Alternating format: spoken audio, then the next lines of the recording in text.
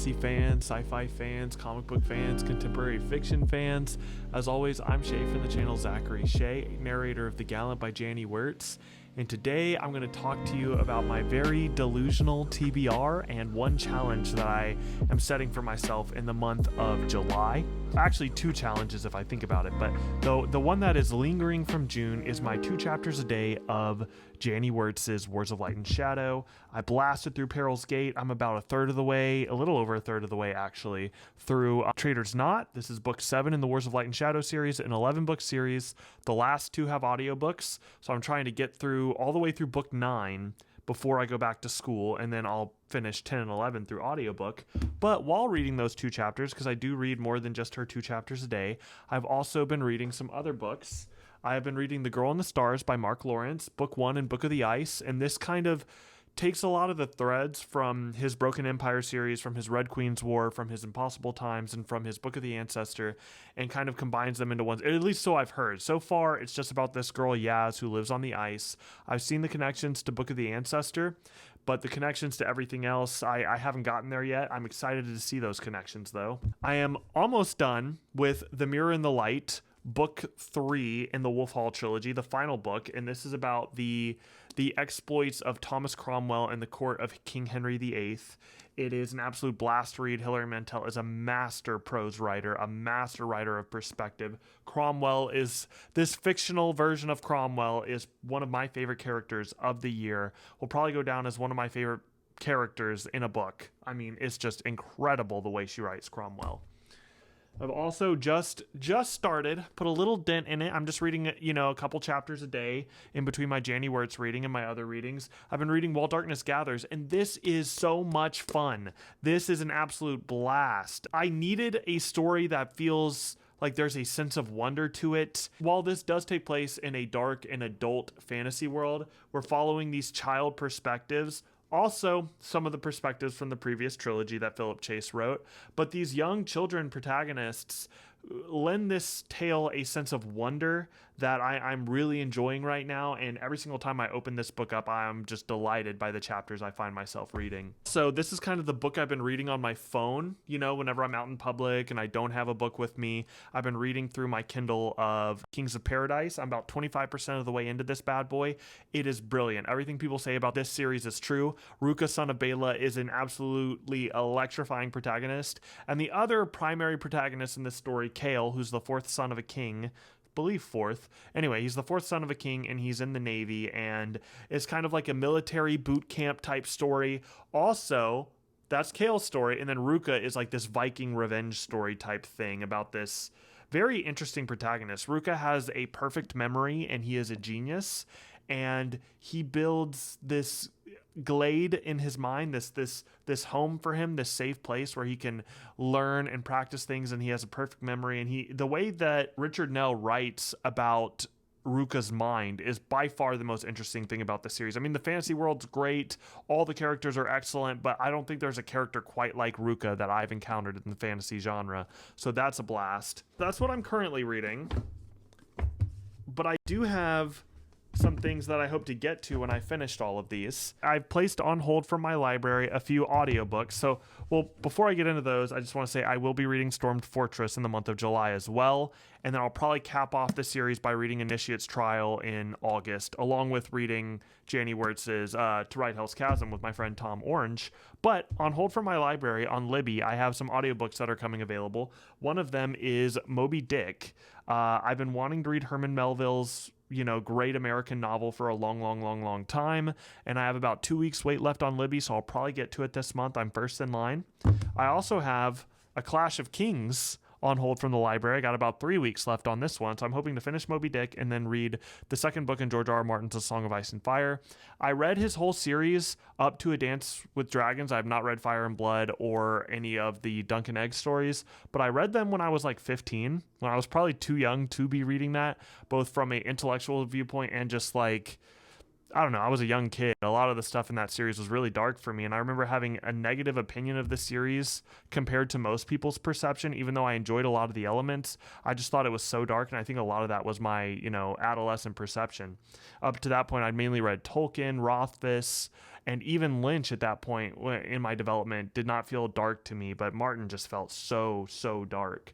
But I've since read things just as dark, if not darker, than Martin. Also, between my Januart's reading, I want to get to... I'm thinking once I've knocked some of these books out, I could read one of these short stories a day while also reading 2 Janny chapters. And this is the Arabian Nights, or 1001 Nights. This is referenced a lot in the Count of Monte Cristo, along with Don Quixote. And that made it to where I really want to read both of these stories, because Count of Monte Cristo is one of my favorite books of all time. So I'm hoping to get to that soon. Hoping to get to Moby Dick soon. And then I also, this is a big one for me. This may be gotten to at the end of July going into August, but I'm in a buddy read with this. It's actually a buddy read I've hosted. You can find it on my channel. Great people in that buddy read. You have Nikhil from Shelf Esteem, David from Four Corners of the Page, the amazing Philip Chase, and my good friend Jake from Nerd Level Rising. Did I say David from Four Corners of the Page?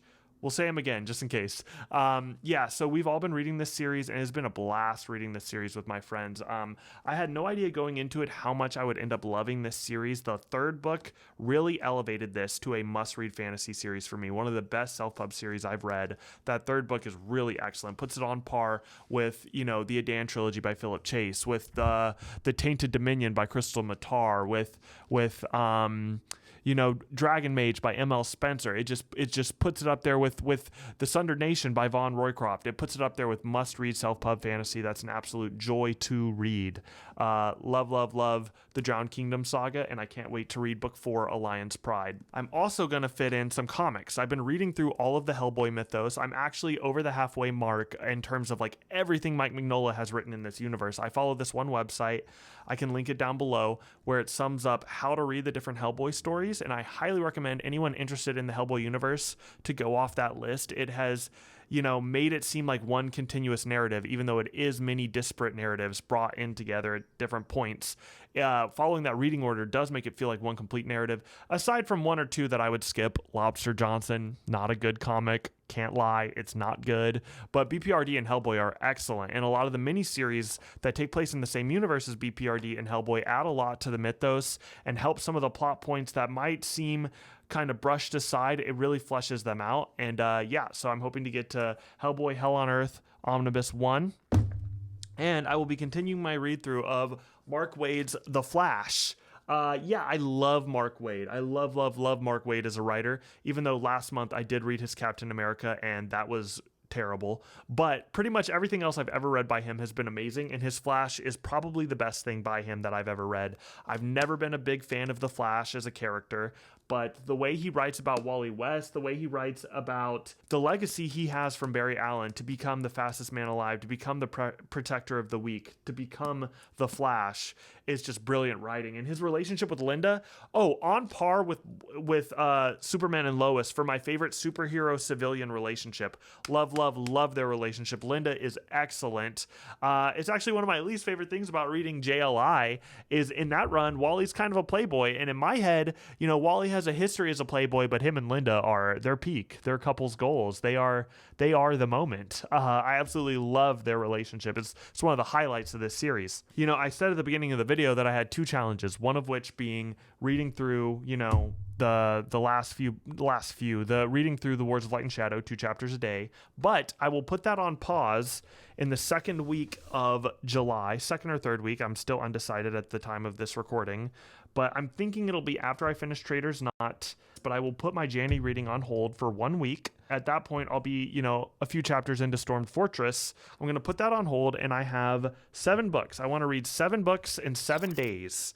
And, kind of do a vlog type video for each of these reading experiences and talk about all of them. And, I will put that together in a video that hopefully gets out some point mid-July. But if you want to follow along with each book as it's being read, you can follow me on TikTok or on my, Instagram, where I will be posting reels and TikToks going over my feelings about these books. If you want to be in on the cutting room floor, so to speak, if you want to know what I feel about these as I'm reading them. But yeah, I will publish a video mid-July summing up all my opinions on these different works, and I am dedicated. I will read all of these in 1 week.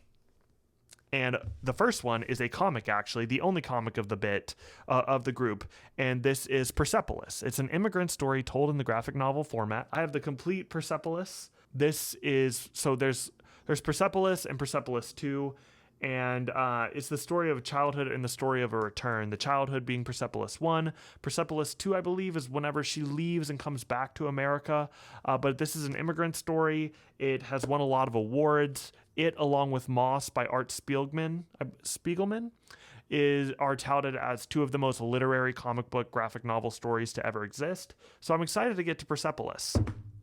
Then, I've read every novel by Jane Austen. I have not read, her Lady Susan, The Watsons, and Sanditon, her 3 unfinished novels that were released posthumously. This collection's less than 200 pages, so it fits into, something I believe feasibly I could read in a day. So yeah, I'm hoping to read all of these in one of those days, probably that Tuesday. And then I'm reading The Builders. This is a fantasy story told by Daniel Polinsky about these 3 rodent-type characters. I feel like it's a grimdark Redwall. That's at least what I've been led to believe. Very short, brief. It's a heist story, I believe, or a mercenary story. But yeah, there's anthropomorphic animals, which, my favorite TV show of all time is BoJack Horseman. I think anthropomorphic characters are just so cool, and I love the art style that accompanies that aesthetic. I'm going to read the 3 plays of Euripides. I blame Donna Tartt for adding this to my TBR. If you have read The Secret History, the Bacchae carries a great significance within that work. And, I need some of that. I need some of that knowledge. I need to know what she was referencing in The Secret History. So I will be reading the 3 plays of Euripides. All right. Heart of Darkness by Joseph Conrad. By the way, hats off to this Mike Mignola cover. I mean, Mike, come on, man. Amazing. Mike Mignola, if you're not aware, is the author of the Hellboy universe, which I've been making my way through. And yeah, I'm going to read Heart of Darkness. And then I've had a lot of curiosity about this author of late. It was between her and Toni Morrison as like the next author whose bibliography I really want to dive into. And, I'm going to get to Toni probably in August, maybe. But in the month of July, I will be reading To the Lighthouse by Virginia Woolf. I've heard that this shines a light on the profundity and the more in the mundane.